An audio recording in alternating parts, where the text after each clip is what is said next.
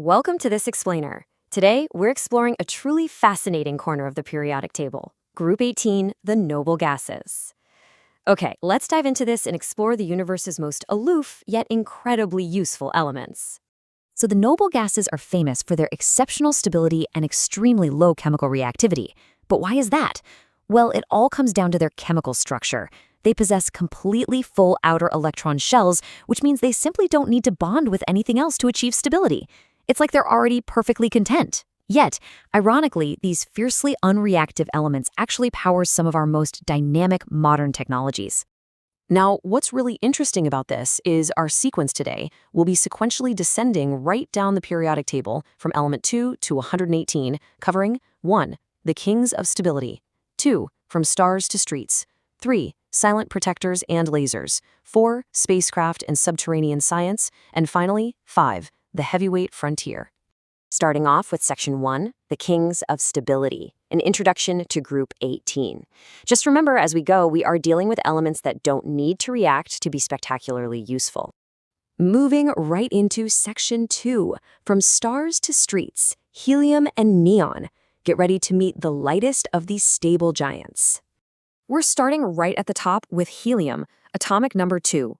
Born inside the immense nuclear furnaces of stars, helium is incredibly unique. It has only 2 electrons, which perfectly fill its 1s orbital to achieve ultimate chemical stability. Because helium atoms barely interact with each other, it boasts the absolute lowest boiling point of any element, remaining a gas at unbelievably low temperatures. This distinct physical property makes it absolutely crucial for cooling down superconducting magnets in life-saving MRI scanners, alongside its familiar everyday roles in lifting balloons and helping us study the deepest secrets of the cosmos.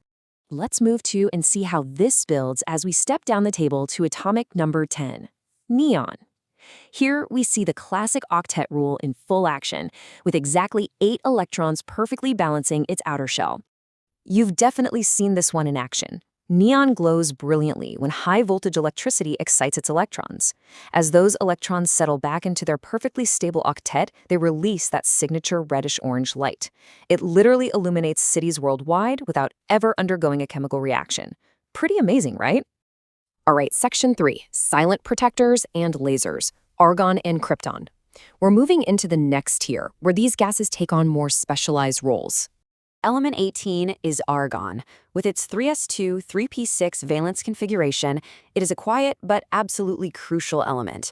In fact, despite being totally invisible to us, it quietly makes up nearly 1% of the air we breathe every single day. Argon's complete chemical indifference makes it an incredible atmospheric shield. Industrial workers pump it over extreme heat to protect delicate welds from oxidizing in the air, and museum curators use it to encase and preserve invaluable, fragile historical artifacts from degrading over time. It's our heavy-duty silent protector.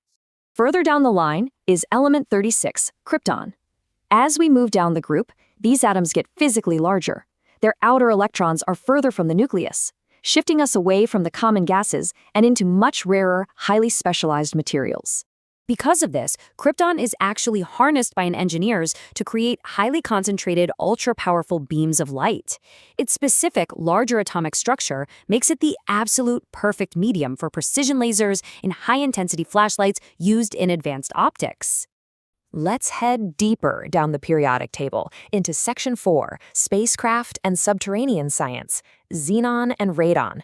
Here, applications move from the skies to deep underground. Next up is Xenon. Now, strictly citing the source material graphic we are looking at, it's listed at 50, though standard tables mark it at 54. Regardless, at this heavy mass, its outer electrons are held so loosely by the nucleus that under extreme laboratory conditions, it can actually be coaxed into reacting. So the crucial point is, because xenon atoms are remarkably heavy and dense, they are heavily utilized in ion thrusters. By stripping away an electron and accelerating the heavy xenon ions out the back of an engine, this gas quietly and efficiently powers massive spacecraft through the vacuum of space. Not to mention, it also provides brilliant lighting and enables life-saving medical technology back here on Earth. Taking a massive, heavy step down to element 86, we find radon.